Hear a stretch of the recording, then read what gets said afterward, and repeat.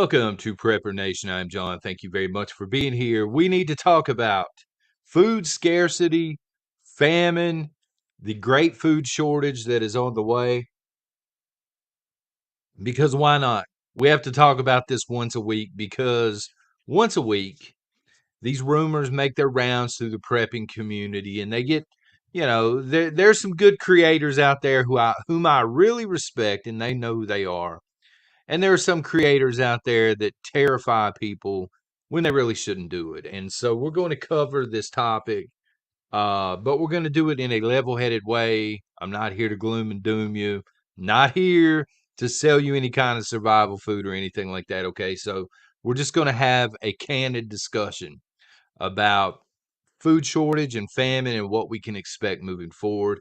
To level with you folks, I have seen holes on shelves, sporadically in my local stores and things like this. Um, doesn't really seem to be a lot of prepping staples missing.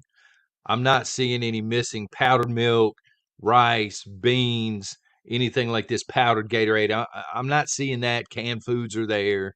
I'm just seeing holes in different places, and they're random. Seems like they're random depending on the store. I think there probably is a shortage on certain things. One of those being labor. I don't know that they have enough people in some of these stores to stock and stuff like that. But let me know if you're seeing anything similar. But you know, I think food is still plentiful where we're at in 2024. I think it's just very expensive, and it has been expensive for quite a while. So I want to jump on a consumer affairs report that published earlier this week.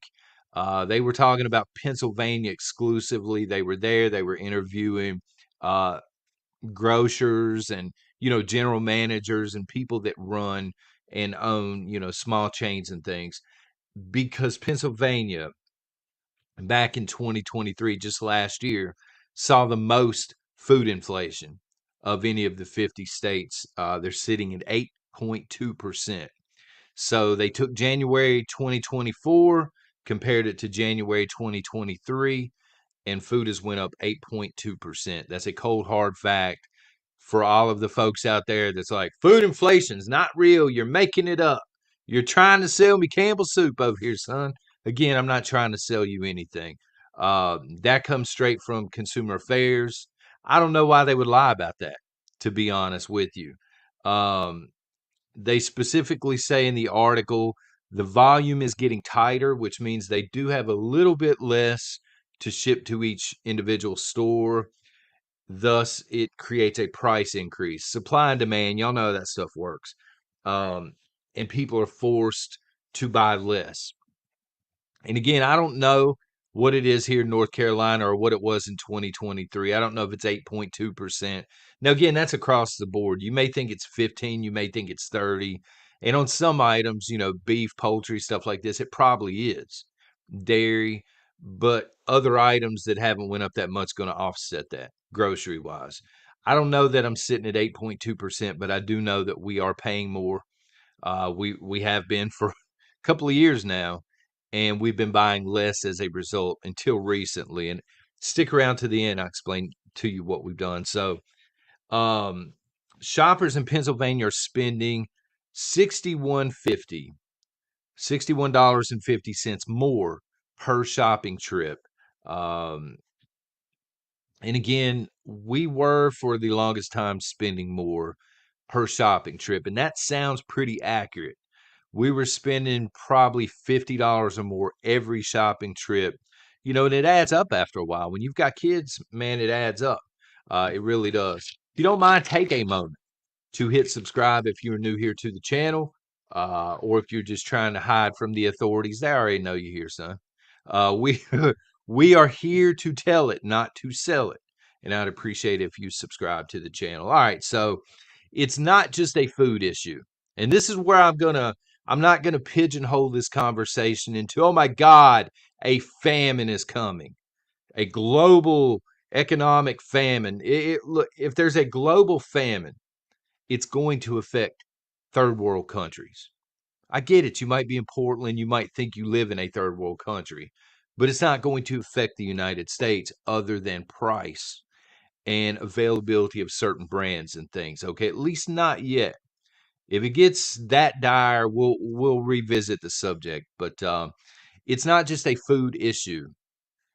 Everyday household items, your paper products, even your toilet paper for y'all hoarders out there, your cleaning supplies, your over-the-counter meds, everything has went up. And actually, according to this report, these numbers are coming from the government as well, an average of $213 a month more, January versus January of last year is being spent per household.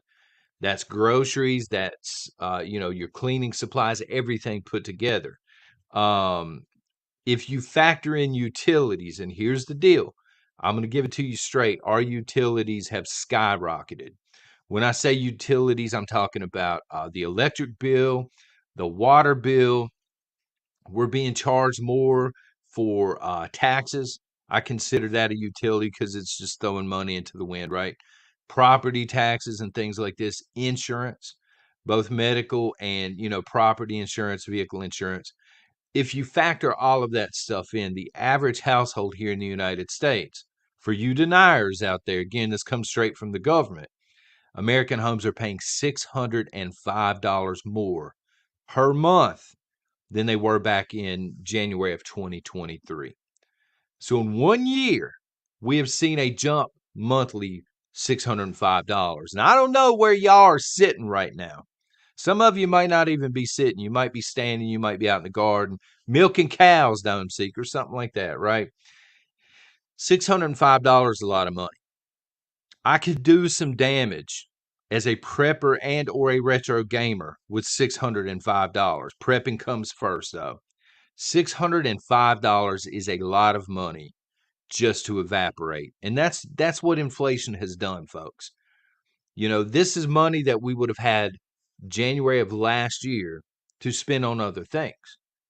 Maybe to look at a serious generator. Again, not trying to sell you one. Some good options for water catchment, maybe. Number 10 cans, survival food. Again, retro games, in case my wife is watching. Love you, honey. But $605, that's a lot of money. And that's money that the average household no longer has because of the thief in chief. And remember, folks, 2023, go back if YouTube will allow it. I don't know, they're finicky. Go back to our conversations, or if you were here last year, to January of 2023. What were we talking about? We were talking about inflation and how things cost a lot. People were complaining. They were saying, John, I don't know how I can afford to keep buying stuff. And I said, it's going to get more expensive. Not going to see, it's not going to look like Zombieland and all the groceries wiped out. It's just going to cost so much that we have to stop buying certain things. And Biden is blaming companies for this inflation. I'm not kidding on that.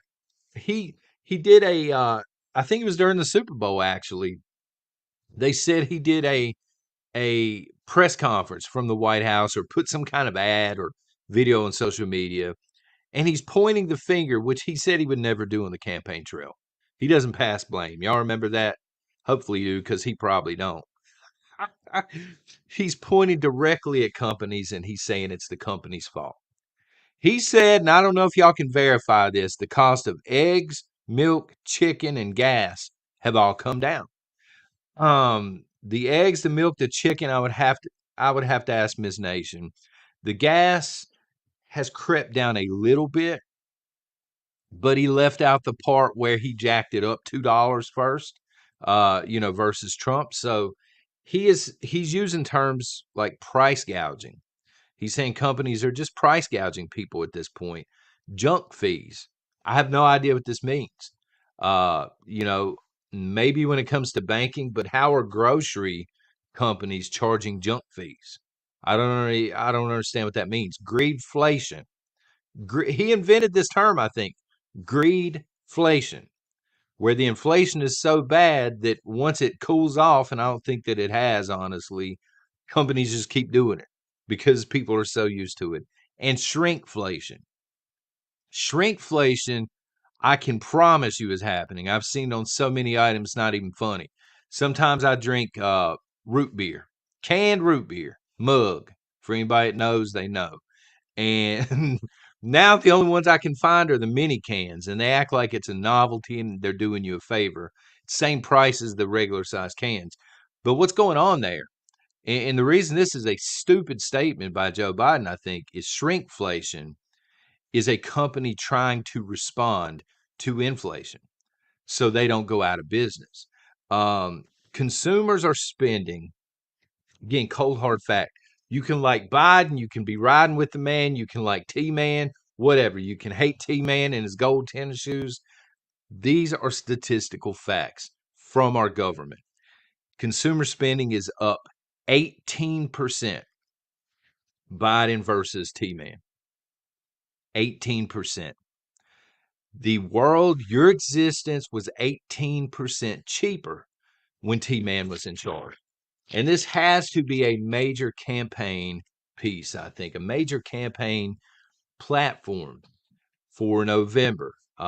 There's chaos everywhere, right? We talk about it pretty much every single day. We talk, the southern border, the northern border. We talk about Europe. We talk about Taiwan. We talk about all of the chaos that's taking place, right? Chaos in our inner cities. But the issue is most of that can be spun. Most of that, Biden, for example, he can look at the southern border and he can say this is Trump's fault. This is T-Man's fault. He did this.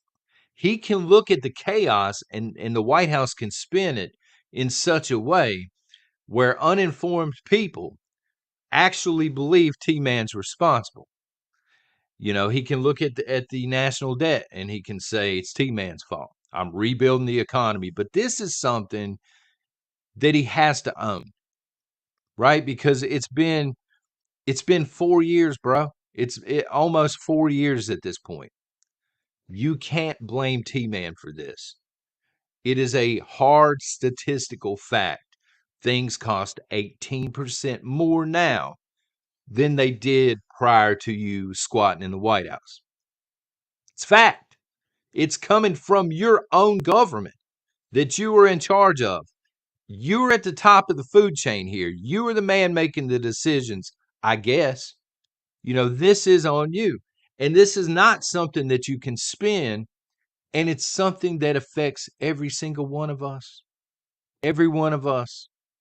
Even if you are a flip-flopper out there and you don the mighty black t-shirts and skinny jeans when it comes down to it, and you go out and protest and you're highly liberal, or you're a professor, a substitute teacher, or you work in a restaurant, whatever you happen to do, whatever you happen to believe, inflation is touching everyone. This is something that we all have in common, and we have to look at that 18%, and we have to understand how we got there. Okay? If you got the derangement stuff going on, just shelve that for a second. Lay it on the table for a second. Forget about T-Man entirely and ask yourself, why am I paying 18% more than as opposed to 4 years ago? And the answer, quite frankly, is the administration that we have in charge. This has to be something that they're talking about during the election, I would think. But we'll see. Point is, do not listen to the gloom and doom here in the prepping community, because there's going to be a lot of it. It's a scary topic when they're not talking about space nukes and they're not talking about aliens and zombies and death rays and all this stuff, and then on the back end trying to sell you stuff to prevent it and live through it as they typically do. Turn the gloom and doom off. All right. And just understand things food wise and inflation wise are going to continue to get worse here in the United States. But it's nothing that you're not already used to. We've been dealing with food inflation for years now. So this is not something that you need to start pulling your hair out. And I envy those that have enough hair to pull out. This is not something that you need to break out in the full sweats and begin to panic and begin to hoard. Okay. It's a slow, methodical game, this prepping deal. All right. Do it slowly, do it with purpose, do it methodically. You will eventually get to where you need to be if you're not there already. Shop in bulk. A lot of options to shop in bulk and save a little bit here and there. Again, my wife is excellent with this. Getting to, how are we not losing money at this point? Because again, I was telling you earlier in the video, we were losing 50, maybe $60 a shopping trip. We keyed in on Aldi. If you're not familiar, you've never been to an Aldi grocery store, try to find one in your area. They are much, much cheaper. Most of the stuff is going to be store brand, maybe brands you've never heard of, but the product is essentially the same and you're saving a lot of money. Um, we're able to buy the groceries now for the same price that we bought them pre-pandemic. And it's, same price. Again, the brand names have flip-flopped around and stuff. Um, and finally, grow and preserve. If you're out there, Milton, that one's for you, brother. Grow food or learn how to preserve food, whether that's canning, whether that's dehydrating. Maybe some of y'all are fortunate enough to have the freeze dryers and stuff like that, but don't buy into the fear, right? And don't buy something at the end of a video that makes you afraid, because there's no future in that, folks. This is John with Prepper Nation. Thank y'all very much for being here. Y'all have a blessed day.